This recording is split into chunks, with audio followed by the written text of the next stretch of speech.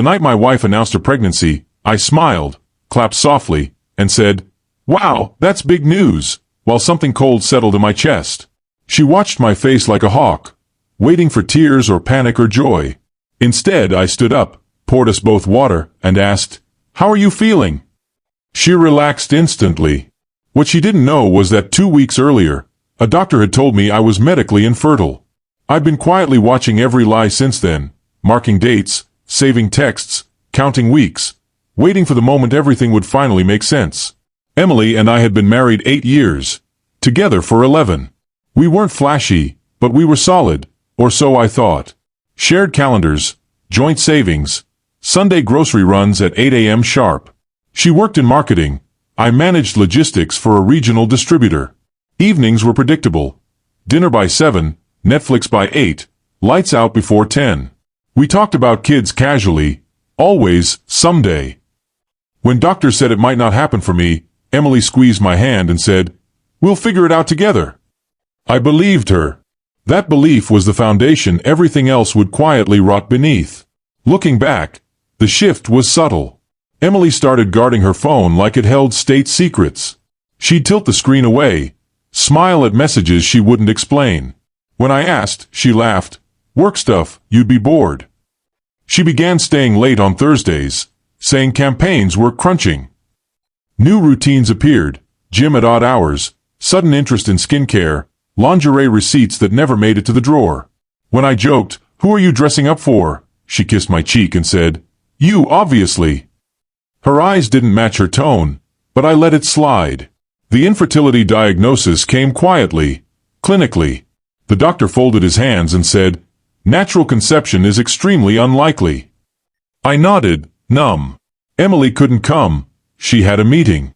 That night, I told her. She went still, then wrapped me in a hug that felt rehearsed. "We'll look into options," she said too quickly. Later, alone, I checked our shared health portal again, just to torture myself. The date stuck with me. I started counting backwards when Emily mentioned feeling off a month later. The math didn't work, and that's when observation replaced denial. I didn't confront her. I watched. I noted that her Thursday nights lined up with a new contact saved as Mia, client. I saw the Uber receipts hitting our joint card at 11:47 p.m., always from the same downtown block. One evening she rushed out, saying, "Emergency brainstorm." I followed the car tracker we'd installed for insurance. It stopped outside a boutique hotel.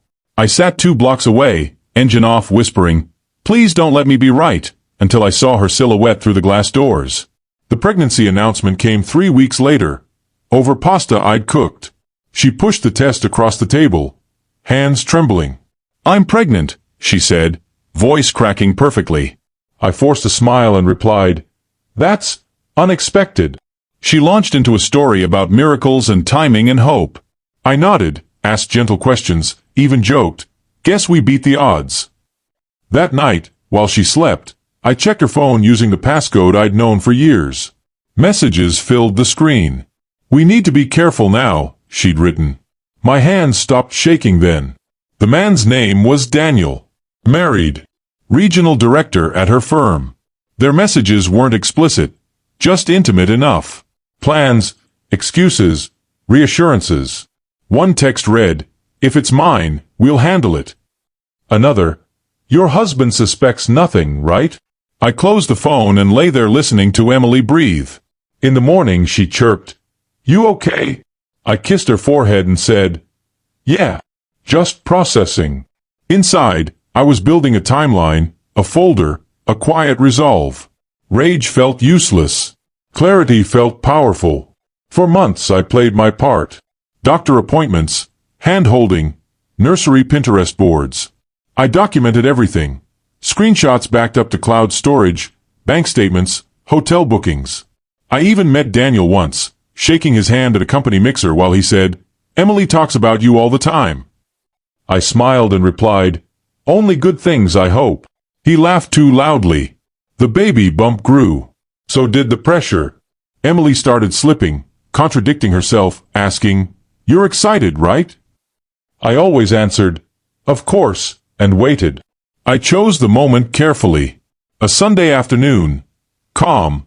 No distractions. I laid the documents on the dining table like invoices. Emily froze. "What's this?" she asked. I said evenly, "Timelines. Receipts. Messages." She stammered. "You went through my phone?"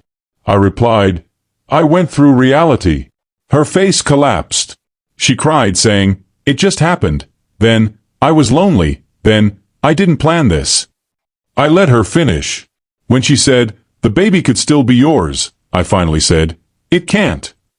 I told her about the diagnosis.